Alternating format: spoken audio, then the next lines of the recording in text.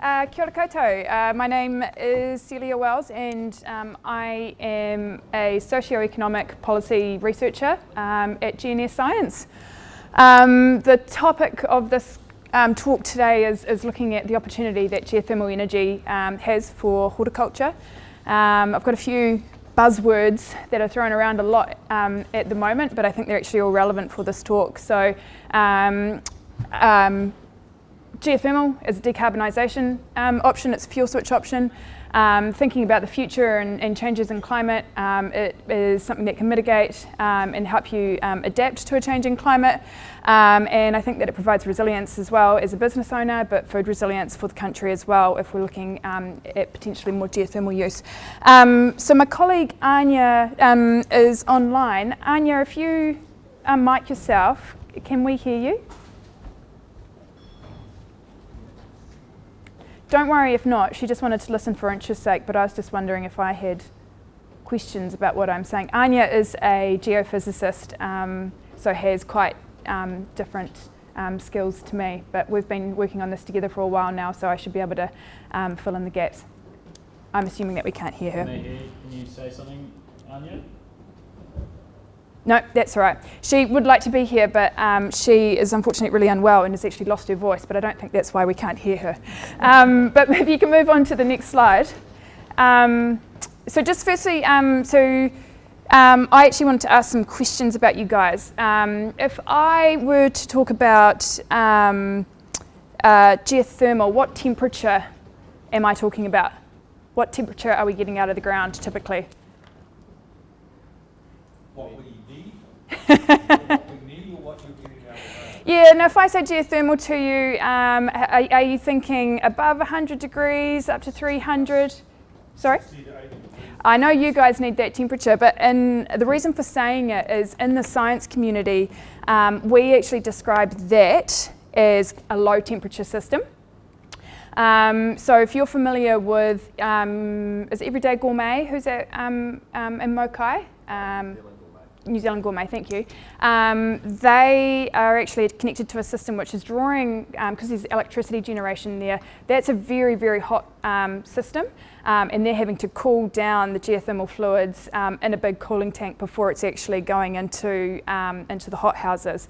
So what I want to talk to you today is about the opportunity of low temperature systems and ground source heat pump. So it's kind of important to say that up front, because us people in geothermal sometimes are talking a different language to the people that want to be using it. And so what I'm talking about today here is looking at ECA's work is that opportunity for fuel switch.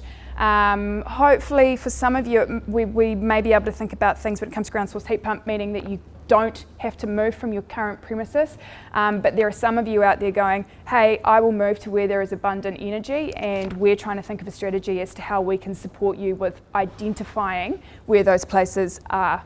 Do you want to go to the next slide? Perfect. As I said, I'm a socio-economic policy specialist. So I actually went over to the Netherlands September last year to a conference which was essentially looking at these ideas. How do you create a national strategy to support the likes of yourselves to adopt more geothermal heat? And so I apologise if you're going to ask me about the coefficient of performance of particular things, those sorts of technical questions. If I can't answer, I'll be directing you to someone else. But I'm thinking big picture strategy stuff here. And within this document, we've got numerous international strategies underway, and I think it would be really great if we can all work together and have a New Zealand strategy which is stronger than what currently exists. Some of those, obviously Iceland, we'll all know, has got a lot of hot temperatures, but others you wouldn't necessarily have thought have access to geothermal. Of particular interest is the state of Kentucky in the USA. I understand it's like a big food producer, and they are really working on a geothermal strategy there. So a lot of learnings for New Zealand from, we can possibly have partnerships with countries that are doing different things. But of course, the conference I went to was in the Netherlands. I I mean, there's a lot of reasons why the Netherlands are so incredible at their food production, but when it comes to covered cropping, you'd have to argue that the abundance of natural gas that they do have has led to this incredible amount of food production underway. Now that they've got the volatile gas prices and definitely the top-down instruction that they have to decarbonise, they've been looking to geothermal. They there have to drill 2.5 kilometres to access temperatures that we can get at 200 metres in numerous places in New Zealand. So they are investing very high capital investment, and it's still 200 metres of drilling here is still very high investment, but arguably there is much more opportunity within this country, which is untapped. If you actually just go to, do go back to that one. Next one. Yep, sorry. So talking in, that was percentages that were given. That's their targets that they're aiming for. In petajoules, just in covered crops alone, they're looking to transfer geothermal to 30 petajoules by 2030 and 40 by 2050. So you can see that the overall total drops down because they're doing decarbonisation, energy efficiency strategies like what's happening in ICA. But if you jump to the next slide, to give you an indication of what we're doing in New Zealand at the moment, our direct geothermal use is about 8 petajoules currently, and it actually dropped off because the Kawerau paper mill closed down. And then when you look at our energy consumption, the green line there and a combination of the black line, because that's industrial, I'm just sort of pointing out that the sheer amount of energy being used in the Netherlands transferring across to geothermal, we have got immense opportunity to be doing something similar within this country at the moment. So here, there's many of these diagrams. We've got the temperatures along the bottom and then the different applications. Greenhouses is what I understand most of you are here talking about today, but I have been talking directly with MPI because, as you can see, this is right across the food sector. There are multiple opportunities. These slides I'm able to share with you and some resources which you can kind of consider those applications. Any questions so far? Next one. So geothermal in New Zealand, we do an immense amount of electricity generation, lots of investment, and that is progressing. We're opening up new electricity generation stations, and then otherwise it's hot pools generally and tourism. What this map here shows really nicely is you can see there's that centre of activity in Taupō, the Taupō volcanic zone. And I think when we talk about geothermal, most people, their mind will instantly go to that area. What I like to show though is that nice yellow spot around Tauranga. We've got quite favourable low temperature system. And can you remember what I said a low temperature was in these terms? It's that sort of 60 to 80 degree temperature that you guys are sort of talking about. We've also got multiple hotspots around the Waikato region there.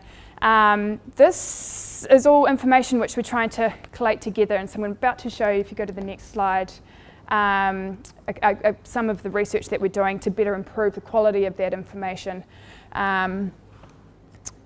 So the most energy efficient application is direct use. What Plentiflora are doing here is they're getting, they've got 2 shallow bores drawing out really hotter than what you guys need, 100 degree fluid, and then they're just simply letting it circulate around the glasshouse to get the temperatures. So that's a good example of direct heat. How shallow was that?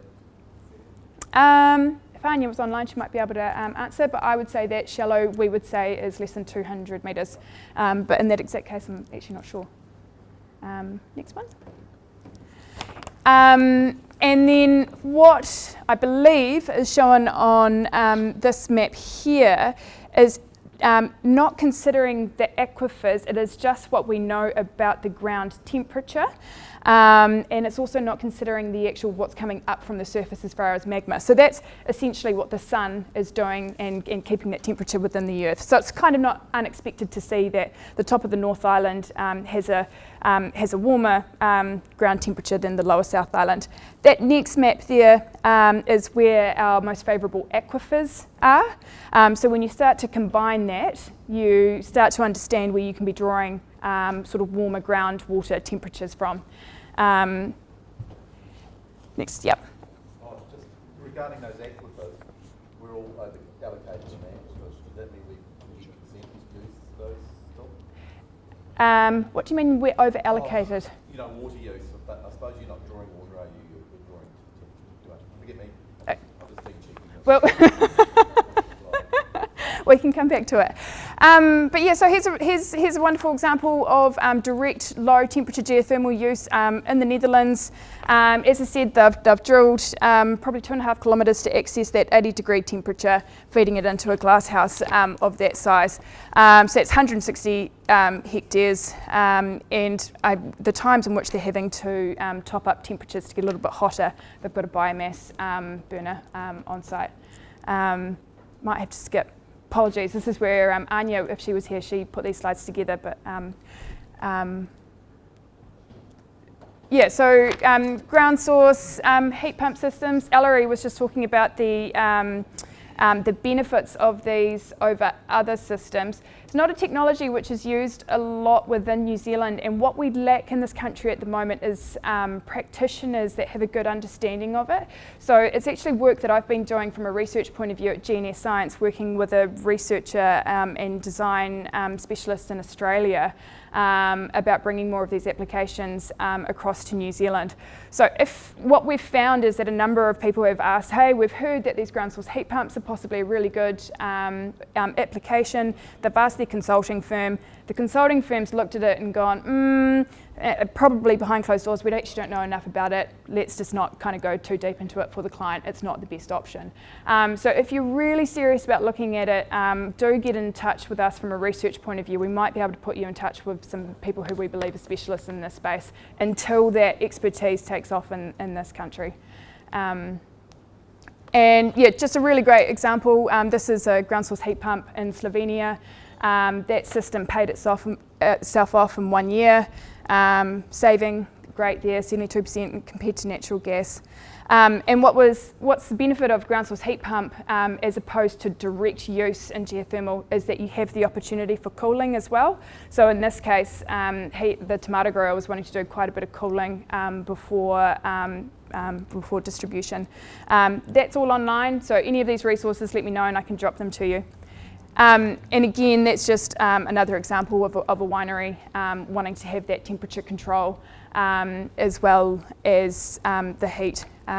So heating and cooling. Heating was 76% of their energy used from the ground source heat pump, and cooling was 24%. So some of the research we're doing, this is not publicly available information yet at the moment, but our scientists have been, it's fine, doesn't matter if you do want to do that. But we're trying to better understand what the heat flow system in New Zealand is like and where the opportunities are. What you might find most surprising is the opportunity that lies over the west coast of the South Island.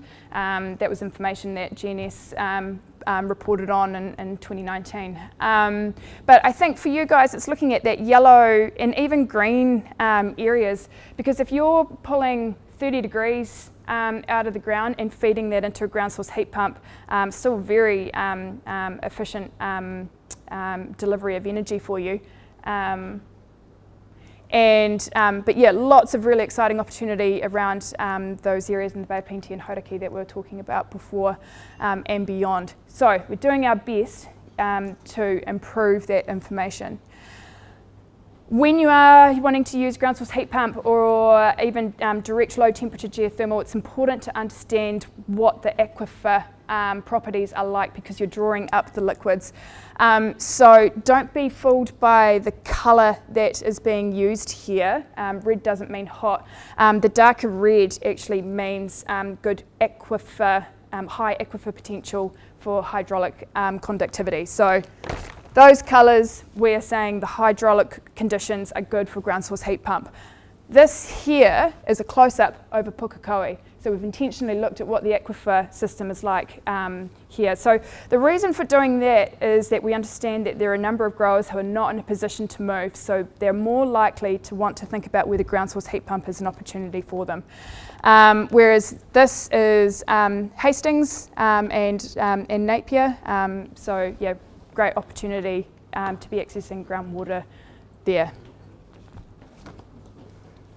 And that's determined by the permeability of the rock, if anyone is technical here. And then we're looking to map that information with heating and cooling demand. So, and if you actually, I'll come back to this because it's relevant for some work that we're doing with ECA at the moment. So just skip along.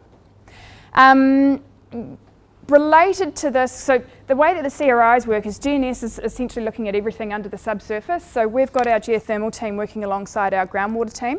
The groundwater guys have been commissioned by a number of the regional councils to do the SkyTem surveying. It's where they, in my non-scientific terms, it's like getting an X-ray of the ground and seeing what the aquifer systems are like. That's awesome for being able to understand our geothermal low temperature systems. So we're trying to pull that information across as a resource that can be used by the likes of you guys and more of the public. All of this takes a lot of, if you skip along, all of this takes a lot of resource and time, and we have to have the mandate to do that. So, oh, you've skipped a couple. That's just an example of that 3D X-ray, so you can kind of see into the groundwater system. Because I think this is the information that those investing in these systems need in order to de-risk the opportunity. Yep. So with that SkyTem information, those are the regions that have been commissioned and done, and we're hoping to have these next regions done shortly. So if you skip along. But yeah, really exciting is the work that the Regional Energy Transfer Accelerator, I've got that T wrong, haven't I? Transition, yeah. The Regional Energy Transition Accelerator. And so what ECA have commissioned is getting the energy availability information and matching it with the demand side. Main idea here is looking at current industrial process heat users and giving them informed options as to what energy they can be transitioning over to. This is information from the Southland report. They looked at electrification and biomass supply, but we're hoping to do a geothermal pilot with ECA, so you'll have biomass, electrification and geothermal included in the report for Bay of Plenty.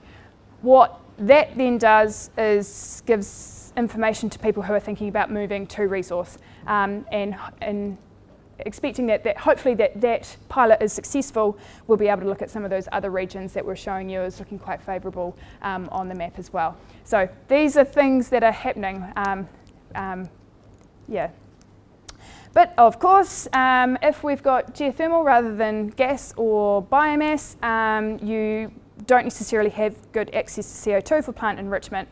I don't have a specific solution for you here other than to say that Contact Energy from a private commercial interests are doing a huge amount of research and development themselves into collecting CO2 from their geothermal plants, scrubbing it to food grade so there can be a local and better supply of CO2 for at food grade quality. So things again are happening.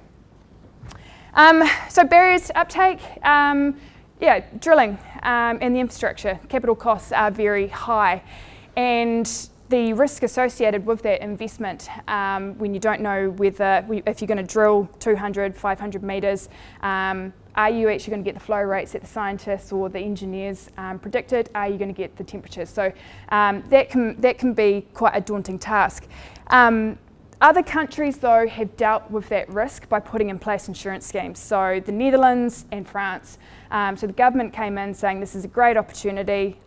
We will cover the risk, and that's why we've had an accelerated uptake in those countries. And then access to finance, it's built up in that problem, capital costs and risk. So a bank doesn't want to lend to you when they see the risk. ECA probably doesn't want to if GNS can't tell you that the resource is necessarily 100% there or not. So these are the problems. But yeah, as I said, international case studies are showing that there are very successful initiatives that we can put in place to mitigate risk. So that's what we're doing with conversations with MPI. Regulation hurdles, and regional councils can perceive these things differently, different processes. There can be lack of access to the lands with that resource. Often it is iwi owned land. We've got some really good examples of how iwi are actually able to share access to the energy on those lands. That takes a lot of negotiation and stakeholder engagement to realise that opportunity for everyone involved. So with that, there's a social licence idea of like, are the New Zealand public going to be comfortable with using the resource in this way? Can we determine that it's infinitely sustainable, that the resource can be used for 20, 30, 40 years from a system like that? And then there's a lack of enabling policies. Again, the success they're seeing in the Netherlands, they have accounted for some supportive policies in their decarbonisation journey. Lack of coordinated strategies. We do have a geoheat strategy within New Zealand, which is talking about these things. It's not well integrated with users like yourselves, so that's why I'm here trying to get that better integration, hearing what you need, and so we're getting the right outcomes. Not enough industry expertise in some of these new technologies, and then is the opportunity adequately communicated? You guys might be able to answer that for me. So yesterday we had a workshop. There's a couple of few representatives from industry. Ellery was there, ECA, MPI, and Contact Energy, talking about SFFF funding a piece of work in this space. MPI are extremely enthusiastic about the role that geothermal and primary industries could have, but understand that it's a long-term goal, working towards our resilience to 2050, and that they want to be able to try and support that sort of strategic thinking. So there's quite a bit of money available, but I guess what we need to make it successful is, because it's co-funding, so we need industry to front part of the commit to time and money, and then MPI essentially top up 60-70% on top of that. So we're at the point of establishing what a partnership would look like. It would be nice if it was just a pure grant, but the way that they define it is that, or I think the way that they see it is, if industry is fronting money, they really want it, and therefore it increases the chance of success. So if you move across, so here's a couple of examples. That top left one there is the creation of the medicinal marijuana opportunity within New Zealand. So it's a massive grant from the government there, 13 million. That is a sustainable protein left, I believe. And then you can see that others are related to companies. So there's a lot for us to now work out, because the opportunity is sitting there. It's just how do we make that work? And one of the things that was said yesterday is that the aquaculture guys are as interested as the horticulture guys, because you're looking to access the same temperatures. So maybe there's some sort of consortium that can get together. Yep. So this is really more for research and applicability in people sites. Is that the key? Yeah, so some of those maps that I'm showing you, that takes an immense amount of time, and so once we, like as an organisation, GNS, we need a mandate in order to do those sorts of things. So we would be able to provide the resources, which takes away the risk.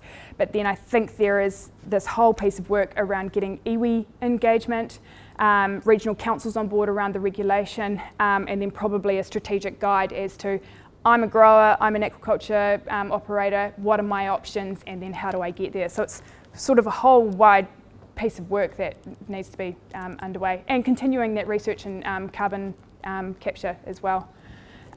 So yeah, we're thinking longer term than the excellent work that you're doing now. That's why we work together well. Next one. Yeah, and if you get in touch with me, I've got a couple of interesting examples. So Ahi Estate is a partnership between one of the local iwis, local hapu, in Taupo with Contact Energy, where they are leasing land which has got heat available. So that is there as a market opportunity at the moment. They've actually got a nursery. So this part here is a nursery, and then this part here is land that's available for lease. So yeah, the GeoHeat group is aware of all these opportunities. So if you go to the next slide, if you're thinking in this space, you have feedback, you want to know more, there's my email address. Anya is the more technical one, so she will be able to talk more about the resource in the ground. I just talk the vision. From here, we are having more conversations with MPI, more conversations with everybody at HortNZ. I am talking essentially about this idea at the Carbon and Energy Professionals Conference, hoping to talk at the Horticulture New Zealand conference as well. So really just trying to get out there, be advocating for the idea a little bit more, because knowing how well the Netherlands has done when they had an abundance of energy, here we are saying that we've got an abundance of energy which is currently untapped.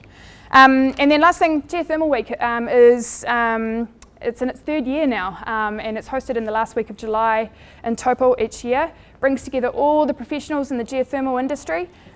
We are thinking of having a few workshops around opportunities for horticulture. Just show of hands if there was some more practical, some more scientific resource information at that sort of workshop, even feedback about a strategy. Show of hands if anyone would likely go. Yeah, or send people. Yeah, so we'll send that information out via Ellery and yourself as it eventuates. Hopefully get some engineers there as well. So yeah, that's me vision casting. Thanks, Lydia. Obviously, out of the Netherlands, they do a lot of community-based projects as well, which is those business hubs mixed in with community projects. Yeah. So again, is New Zealand considering that sort of concept? Well, I guess I don't want to speak for you, but yes, I think we are. So if I just take over for a second, that's what this slide from the strategy doc from Netherlands here demonstrates really well. And this is what they were telling me. They'll start with the glass houses, and the concept ends up moving across to the urban environment. So what do we call it? District heating schemes. They're not a thing in the Netherlands until this happened. So you're starting to see new districts being built around Rotterdam and having glass houses attached, so you have a sharing of the infrastructure, and then it's moving across to industry as well.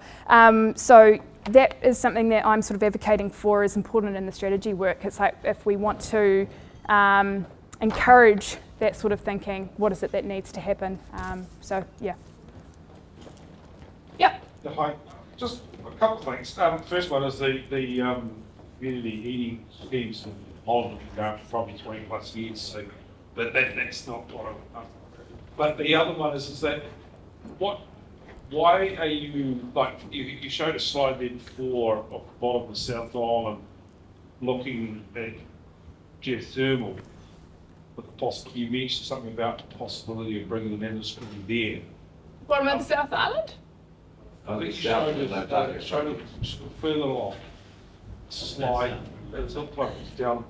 Oh no, sorry. That was that's the work that ECA has already done on the regional energy transfer. That was their first region. So I was showing you how they were mapping industry with supply. But what I was saying is that we're now doing a pilot with them for Bay Plenty and Waikato, where we're including geothermal heat. Yeah. The Regional Energy Transition Accelerator Program is a mouthful, otherwise shortened to RETA. But it's essentially utilising a regional perspective on infrastructure needs. So primarily started the pilot off in Southland. They looked at all of the industry, primarily process heat, and looked at what biomass requirements or electrical infrastructure requirements are needed to support transitioning that entire region. To build on this, Seeker has now completed the majority of the South Island, and those reports are due to be released soon. We're starting to move now into the North Island. So the first pilot is really around the Bay of Plenty, and to build on this idea of just biomass and electrical infrastructure, they're going to start to overlay geothermal potential as well. So it gives essentially a business an idea of what are the opportunities, what's the most feasible opportunity for them. So I suppose for me, my company is based in Go here. How long when is it going to be possible to get geothermal, the mapping, mapping done? Because that, to be honest, is what I'm here to hear and listen about. I'm one of those companies that can't. Yeah. All right. So so the most important, and I'm on the edge of the city. Yeah. I'm on the edge with the labourers. Yeah. Transport options are the cheapest probably. Yeah. All the things are right. So it makes sense for you to stay. Yeah. Yeah. So when are we going to see that mapping? Well, if I actually have to put it back onto you guys as an industry. If you want to see this mapping, you need to collectively get together and say it is strategically important for us to partner with MPI in order to make that happen, or be vocal to MPI that you need it to happen, and then the work can get underway. I would love to say that out of the goodness of GNS's heart we could just do it, but we're set up as a commercial model, and we can only do things when we get the public and government mandate. So we're sitting here going, this is an opportunity that we think will help aspects of our society. We just have to play the game within government in order to get that information. But can you actually hire them to come in and just do a property by property? Yeah. You can get in touch with us, and we can start to give you as much information as we can. Problem being though is it probably doesn't quite, to get the accuracy, you end up having to get someone to come in and probably start doing test drilling. We're getting to that point of having enough science data from other areas to be more certain about what resources are available. Like that map I showed you where we're getting a good understanding of the groundwater permeability. So there's a whole heap of information that we can overlay from a desktop study, and then we would have to do some sort of site investigation. Do you have any idea what it costs to get that mapping, say, for one property? I'm not going to say a number off. No, I can't, unfortunately. Yeah. I actually don't also know. It's not that I'm being commercially sensitive here. Yeah. If you go to test drilling, there's a different organisation that will do that. Yeah. You could find somebody to do that. But there's a whole host of things. Oh, look, we already have the water. Yeah, there we go. And we have 20 degrees of water. And that's so all fantastic. the things tick, look really good. Yeah. I want to know how much further I have to go. Yeah, so I think we should talk later, because I was going to say that's one of the things we do is we look at nearby bores as a desktop study. But if you've got one on site yourself, you probably know the flow rate, you know the temperature. So we'll take the conversation offline. Yeah. I think there's two questions here too, Steve. There's one is your property boundary, but also there's the community boundary or that. Well, that's the other thing. I've got special housing properties right next door now. Yeah. So what to make sense to me is that why not, as Celia is fishing, she is looking for an industry to come together and put a project together to SEEE funds, find out how feasible this is. Because as Celia pointed out, we don't have to reinvent the world here. We just have to follow what's happening globally. Yeah. The Netherlands has shown us what to do. We just have to plug it in. And I'm talking to the likes of Fletcher's when they're putting in massive housing developments. They know that you guys are thinking about this. So we're talking to the right people. It's just there needs to be that cohesive kind of collaborative strategy in order to, within the 5, 10, 15 years, you guys can just hit the ground running with these sorts of opportunities. But you know, if for someone like yourself, you might, if talking directly to us, be an early case study which helps accelerate everything else for the rest of the industry. I appreciate it. Just one last comment though, is that because I'm not a produce juicer, I don't get any carbon tax relief. So in 5 years' time, my business is no longer viable if you look at the current rate of the carbon tax. Yep. Just so you understand. So I know this is an intern of the each industry meeting here, but we don't qualify for the carbon tax relief. And so to give you an idea, for my company last year, I spent $1 million on natural gas energy. $500,000 of that was actually on the gas purchase. Yep. $250,000 was on carbon tax. Yeah. And the problem I'm sitting here today listening to is that it could be 5 to 10 years away before you're saying there's any realistic chances of finding a long-term solution. I don't, so like that's my concern. I know that the good news recently is that the carbon tax hasn't sold as well. I'm not sure how long it's going to I think that's a short-term blip. I know, but that's the problem. Yeah. So just I suppose to give you an understanding from one point of view. Yeah. No, I wish things could be faster, but interestingly, like Cyclone Gabrielle has delayed the progression of getting this project underway with MPI. So we've just got to keep moving at their pace as well, and hope that another environmental storm doesn't come through and delay things.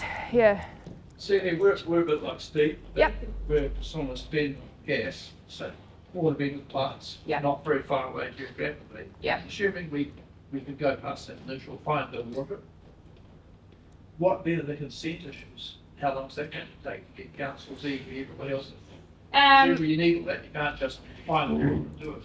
Yeah. Well. If you take water or just, this is a heat exchange. Yeah. Is that right? Yeah. So you take it out and pump it back in. Yep. Correct. So you have 2 bores. Yep. Just like the little say. Yep. So it's pretty much in place. But But that's going to be consent. I can't claim that our regional council won't have some sort of policy that tends issues. And I think that's why we sort of need, this needs to be supported by a research institute, because we will be talking to regional council about, we've got the groundwater team going, yes, it's, injecting back into the aquifer and we don't see there's any change in properties and all those sorts of things. It may be a little bit slow for the first few processes or applications, but arguably if we have a strategy, an MPI coming in, regional council will have to start listening to top-down government initiatives as to whether they want to fast-track such things. I don't know whether that's actually how policy changes can work, but yeah. Problem is we don't even know if we can get gas for 2 or 3 more years. Yeah. Well, Yeah. It's very hard to get contracts now. So Yeah. That's everything. we can't wait to find it. Yeah. No, I think, like to Celia's point, everything's aligning at the moment, because remember, the reason we're going through this exercise is because we do have a climate change policy. So if you're going to remove CO2, you're going to have to concede on something. Really. Just from a personal experience, the picture you showed in Taupo, I thought like 15 years ago we were looking for land, so we were based in Pilgrim. But look, and Taupo always had an appeal for me for geothermal heat. But I probably looked for 2 years there, and I kind of looked around that site, exactly where the nursery is, and talked to different people. But in the end, you come up against so much red tape that, and then even they want to own the land, so you're not gonna. I was happy with that. I was happy with to lease a glass house. But in the end, I think it was kind of, I felt it was a no-go for us, and we set it for a property closer by here. Yeah. But I think it's kind of, for most growers, unless you turn into growers or very big outfit here, I think for most smaller growers, it's just not feasible to Yeah. go and nutrient type of for geothermal heat, Yeah. even if there's a tractor. Yeah, so one of the things you might have struck in Taupo is anywhere near any of the electricity generators, they've got an exclusion zone. So what works about that Ahi Park, which I showed you, is that that's actually Contact Energy and an iwi group working together to provide the energy. So they were actually able to, by working together, they're the two obstacles. So here they are getting together, providing the opportunity. So it is. I think that's why a whole heap more engagement about understanding where the resources and the what sort of other constraints don't exist, so we can start to identify patches of land or regions which make it more favourable for those that are big enough and thinking about moving. But yeah, we're talking to two different types of groups here, those that don't want to move, and hopefully that ground source heat pump option is attractive, but then longer term I think we're thinking about those that can move to heat and understanding where that can be. Yeah. But no, that's really useful anecdote, thank you. Yep. Is New Zealand rich in the extremely high heat possibilities as well? You described that flower production facility. Yeah. Is that like a big national strength of ours that we do have lots of very high heat systems available? Yeah. And my earlier question was going to be about community, but it sounds like that's a very pivotal part of how to build these for small players. Yeah. So putting it all together, it seems like that'd be a very interesting kind of strategy to go for a very high energy that could service the community, and then building it from the beginning with the iwi, which would be very important. So abundance of hot heat in this country, mostly utilised for electricity generation though. So that's what our GeoHeat strategy is all about, is how can it be used for direct use applications. Is there a big cost in cooling that energy, cooling that really hot resource down at any point? I don't know, at Mokai it just looked like a big tank. Didn't look too technical, yeah. Yeah. It seems to me it's a big opportunity for re-injection. Certainly one of the ways that pellets are made in this country is that the sawdust is dried at nature's flame using waste geothermal heat. So they're only using, over 85 degrees, like there's food up for glass housing, and they're drying the sawdust before the well's re-injected, before the brine is re-injected. And so Coldo, I'm surprised that Coldo doesn't have horticulture already. Yeah. There's some of the highest sunlight house in the country. Yeah. And a shitload of low temperature, 80 degree energy available for free. Yeah, I agree.